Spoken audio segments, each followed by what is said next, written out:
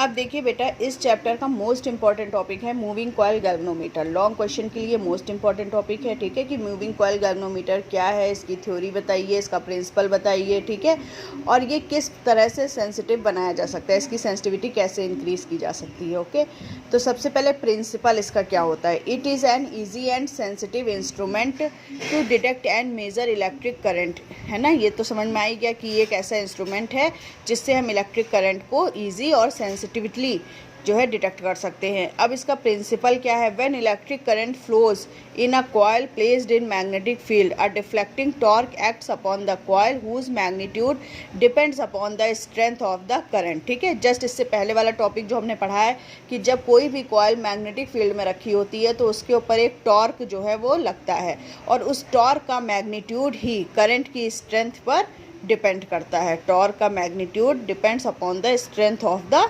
Current, current की strength पर depend करता है, ठीक। अब थ्योरी देखते हैं कि इस तरह से ये वर्क करता है। तो इसके लिए पहले हम इसका डायग्राम देखेंगे ये कैसा होता है, ठीक। इसके लिए सबसे पहले हम क्या करेंगे, ये टर्मिनल T1 है, ये टर्मिनल T2 है, ठीक। टर्मिनल T1 से टॉरिसन हेड के द्वारा एक फॉस्फर ब्रॉन्ज स्ट्रिप, मेटल एक होती है, उसकी स्ट्रिप एक होती है, और स्ट्रिप से एक मिरर गोल लगा होता है। इस मिरर में जो है वो जितना डिफ्लेक्शन आता है वो उसकी इमेज जो है वो इस मिरर में दिखती है, तब हम रीडिंग नोट करते हैं इस मिरर से। ओके, अब ये क्या होती है, कॉइल ऑफ कॉपर वायर है, ठीक है। तो इसमें फ्रेम होता है, फ्रेम के अंदर कोर होता है, कॉपर वायर की एक कॉइल है। ओके, और ये दो मैग्नेट है, मैग्नेट के बीच में रखी हुई है। उसके बाद यहाँ पर ये स्प्रिंग लगी हुई है, स्प्रिंग के बाद ये टर्मिनल T2 है, ठीक है।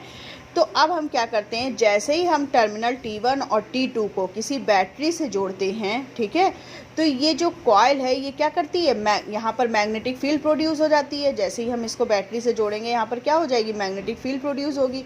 और हमने कहा कि जब कोई भी चार्ज, हमने इससे पहले वाले चैप्टर में आपको पढ़ाया था कि जब कोई भी चार्ज मैग्नेटिक फील्ड में एंटर होता है तो वो किस तरह मोशन करता है, सर्कुलर। तो वही चीज़ है कि जब हम इसको T1 और T2 को जब हम बैटरी से जोड़ेंगे तो इसके मतलब इसमें जो है चार्ज एंटर होगा, और जब चार्ज एंटर होगा तो ये जो कॉइल है ये क्या करेगी, रोटेट करने लगेगी, है ना, सर्कुलर मोशन करने लगेगी।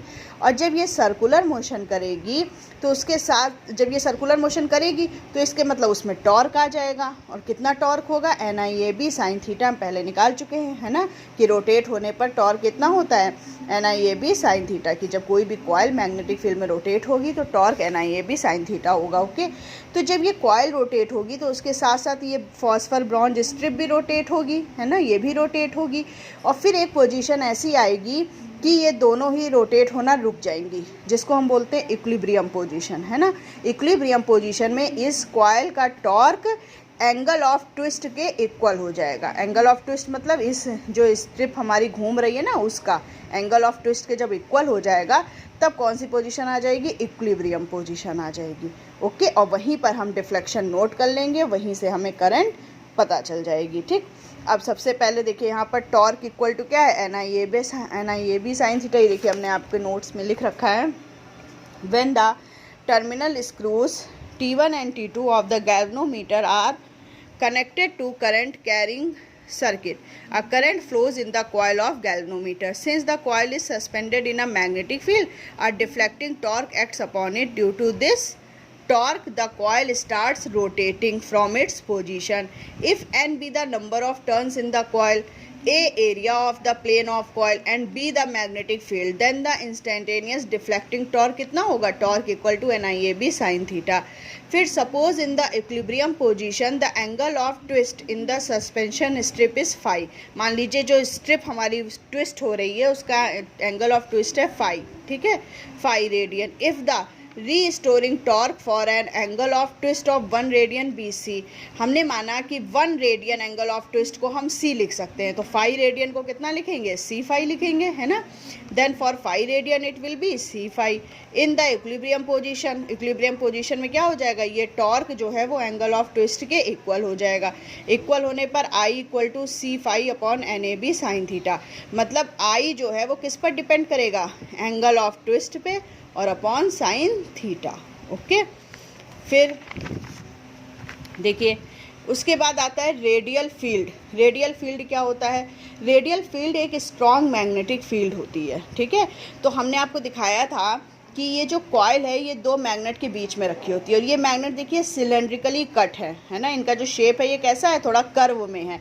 तो ये कर्व में इसलिए काटा जाता है क्योंकि कर्व में कटने से एक जो मैग्नेटिक फील्ड प्रोड्यूस होती है वो बहुत स्ट्रांग होती है, और जिसको हम बोलते हैं रेडियल फील्ड। क्यों स्ट्रांग होती है? क्योंकि सॉफ्ट आयरन की परमेबिलिटी के कारण, due to the large permeability of soft iron, ठीक है, इसलिए यहाँ पर एक स्ट्रॉन्ग मैग्नेटिक फील्ड प्रोड्यूस होती है जिसको हम बोलते हैं रेडियल फील्ड, ठीक है। और इस फील्ड में एवरी पोजीशन पर कॉइल जो है वो पैरेलल रहती है लाइन ऑफ फोर्स के, यानी कि थीटा कितना रहता है 90, ठीक है।